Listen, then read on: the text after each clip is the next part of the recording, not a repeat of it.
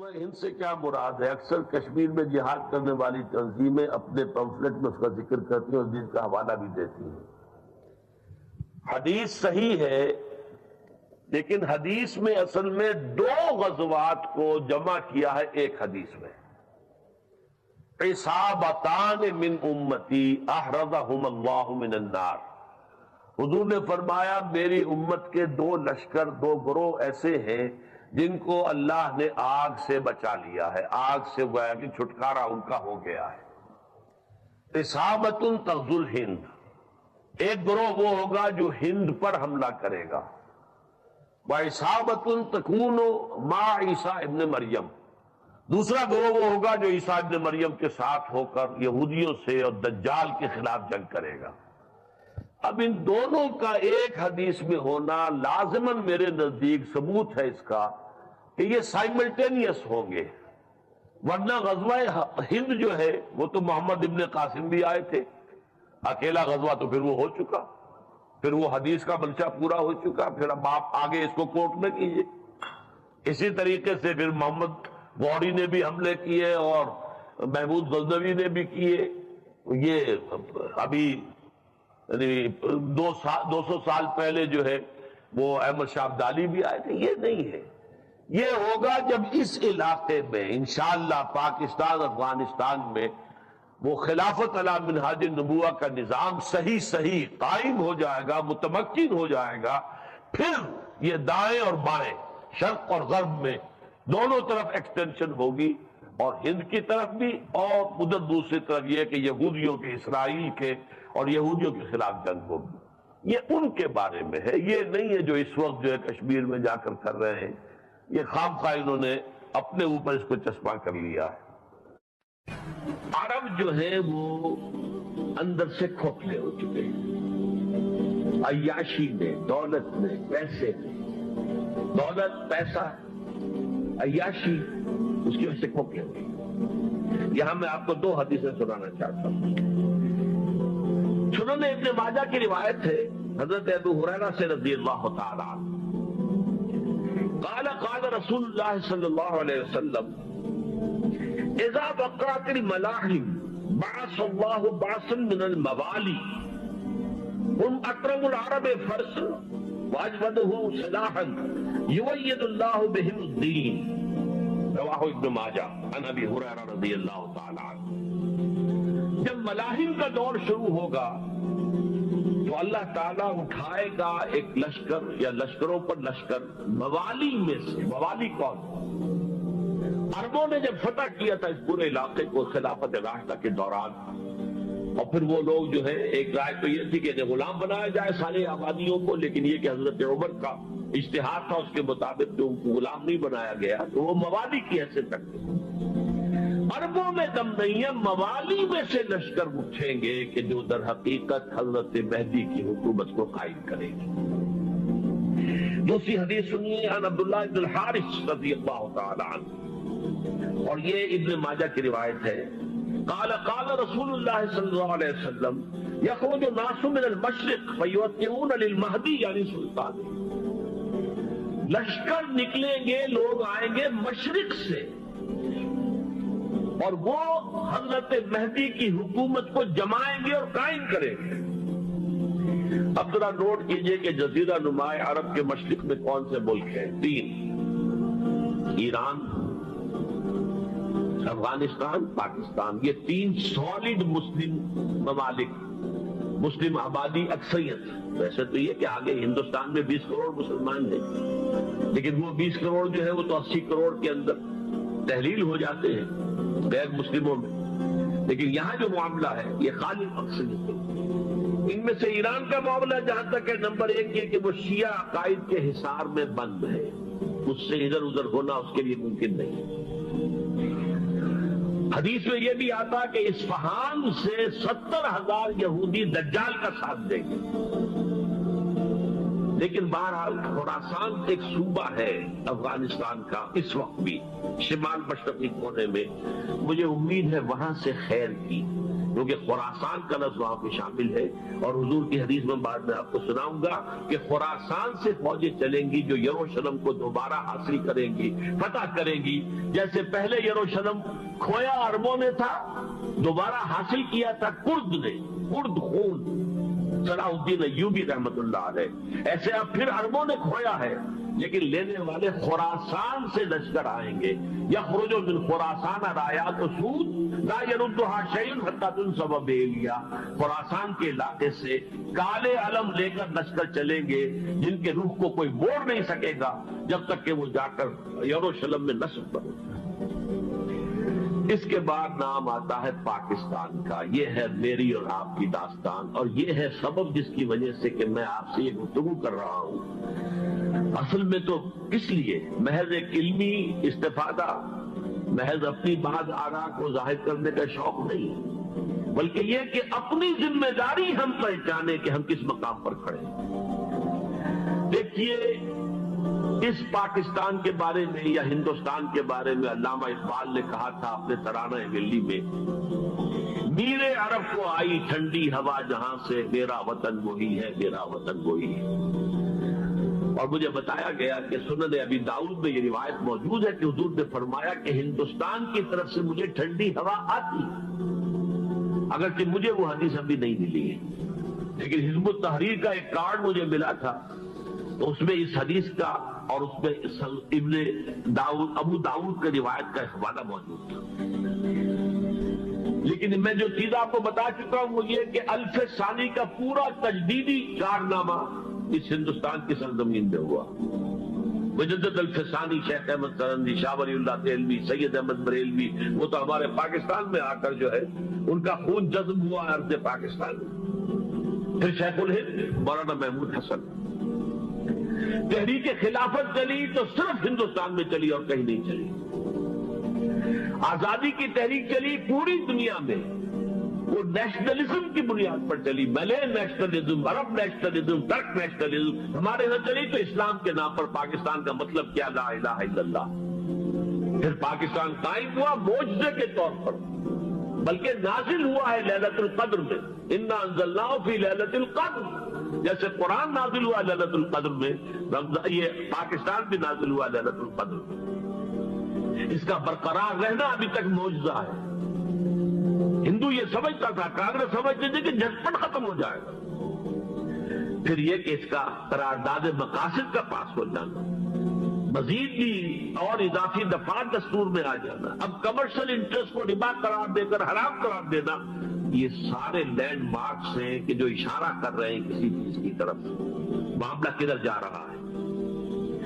پھر یہ کہ یہ جو 14ویں صدی کے مجدد تھے شیخ الہند، اس کے بعد سے کچھ ایسی شخصیتیں عظیم پیدا ہوئی ہیں ہند میں، جن کو میں سمجھتا ہوں کہ 14ویں صدی کے مجدد اور 15ویں صدی کے مجدد کے درمیان یہ 15ویں صدی کے مجدد کی راہ کو سیدھا کرنے والے، جیسے کہ حضرت یحییٰ نے کہا تھا میں تو آنے والے کا راستہ سیدھا کر رہا ہوں، حضرت عیسیٰ کے لیے، ایسے ہی 15ویں صدی کے لیے امام مہدی کے لیے راستہ صاف کرنے والے سب سے پہلے علامہ اقبال، جنہوں نے اسلام کا تصور دین کی حیثیت سے دوبارہ زندہ کیا ہے، ورنہ اسلام ایک مذہب کی شکل اختیار کر چکا تھا۔ پھر مولانا مودودی، مولانا ابوالکلام آزاد حکومت الہیہ کے نعرے کے ساتھ میدان میں آئے۔ یہ اقبال نے جو تصور پیش کیا تھا اس پر عملی جدوجہد کے لیے حزب اللہ قائم ہوئی۔ نوٹ کر لیجئے 11 برس کا فرق ہے عمر کا علامہ اقبال کے اور ابوالکلام کے، اور 1913 میں جب حزب اللہ قائم کی ہے اس وقت علامہ اقبال کی ملی شاعری اپنے عروج کو پہنچ چکی تھی۔ پھر یہ کہ علامہ اقبال کے بعد تعبیر جو ہے اس کام کی وہ ابوالکلام نے کی، لیکن روایتی علماء کی شدید مخالفت کی وجہ سے وہ بدل ہو کر چھوڑ گئے، کانگریس میں شامل ہو گئے، بساط جو ہے حزب اللہ کی انہوں نے لپیٹ دی۔ پھر مولانا مودودی آئے، انہوں نے وہ ڈور جو ہے اس کا سرا تھاما، جماعت اسلامی قائم کی حکومت الہیہ ہی کے قیام کے لیے، اگرچہ میرے نزدیک یہ کہ وہ انتخابی اور ایک قومی سیاست کی ایک جماعت بن کر پاکستان میں جو ہے دلدل میں پھنس گئی ہے۔ اب ہم اس کی کوشش کر رہے ہیں، تنظیم اسلامی اور یہ تحریک خلافت جس کے تحت یہ جلسہ ہو رہا ہے، یہ ساری چیزیں وہ ہیں کہ آپ کو سوائے پاکستان کے اور کہیں نہیں ملیں گی پوری دنیا میں۔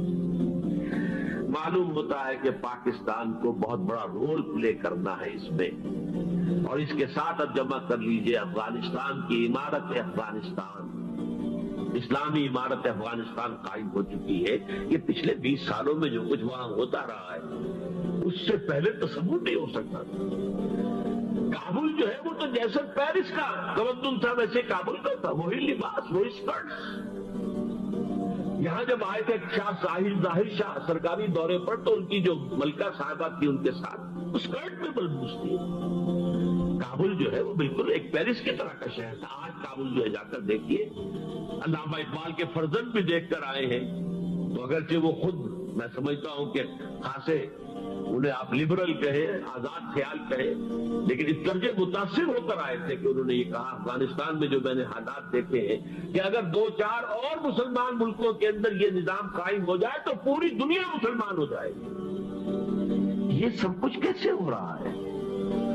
یہ آنے والے دور کی جھلکیاں ہیں۔ Coming events are casting their shadows before. یہ سب بتا رہے ہیں کہ پاکستان افغانستان کو مل کر اس میں کوئی عظیم رول پلے کرنا ہے۔ اور اس کے ضمن میں اب میں علامہ اقبال کے بارے میں آخری بات کہہ رہا ہوں۔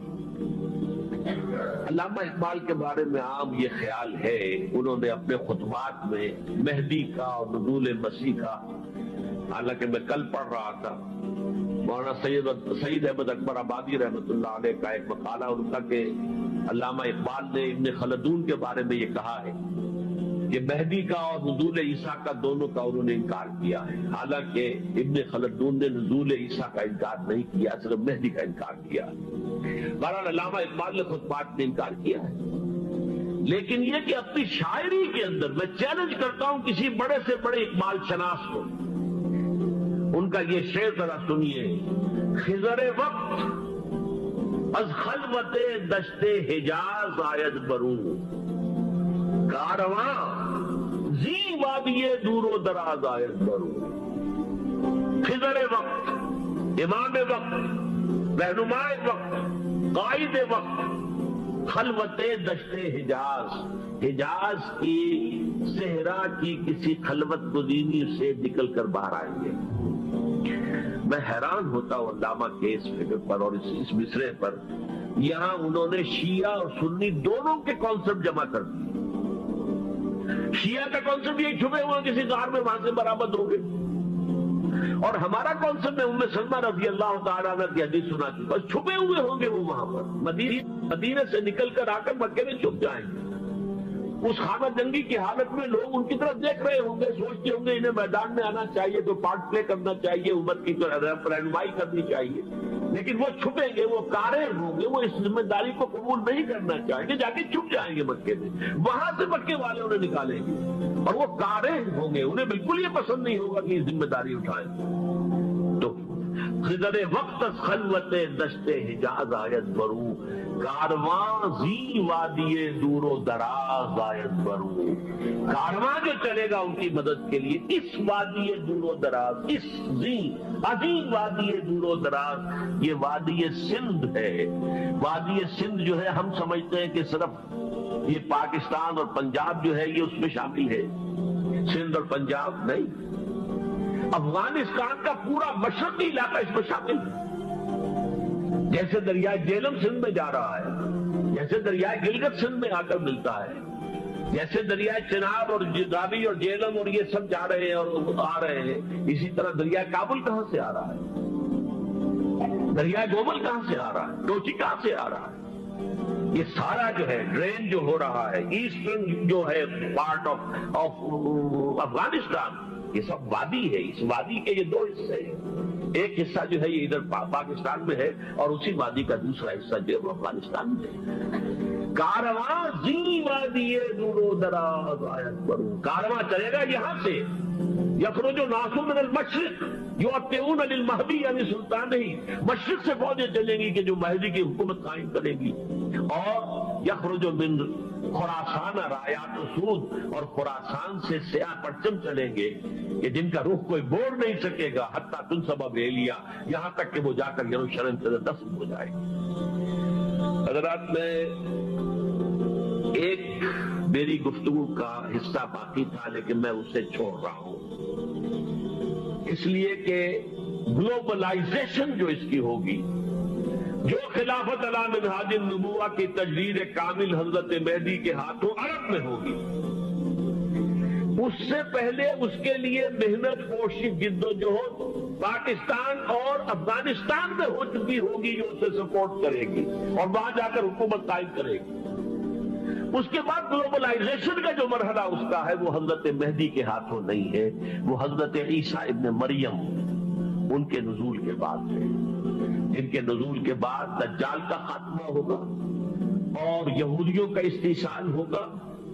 مسلمانوں پر بھی بڑی تکالیف عربوں پر آئیں گی، شدائد آئیں گے، لیکن یہ وہ میں حصہ جو اپنی گفتگو کا آج چھوڑ رہا ہوں، اس لیے کہ میں دیکھ رہا ہوں کہ بعض حضرات کا صبر کا پیمانہ اب لبریز ہو رہا ہے، تو میں اس حصے کو پھر ملتوی رکھتا ہوں کسی دوسری محفل اور کسی دوسری مجلس اور نشست پر۔ السلام علیکم۔ اس چینل کو اسرار احمد آرکائیو سبسکرائب کریں، اپنے دوستوں کے ساتھ شیئر کریں اور ایسے ہی مزید ویڈیو دیکھنے کے لیے چینل کے ساتھ جڑے رہیں۔ جزاک اللہ۔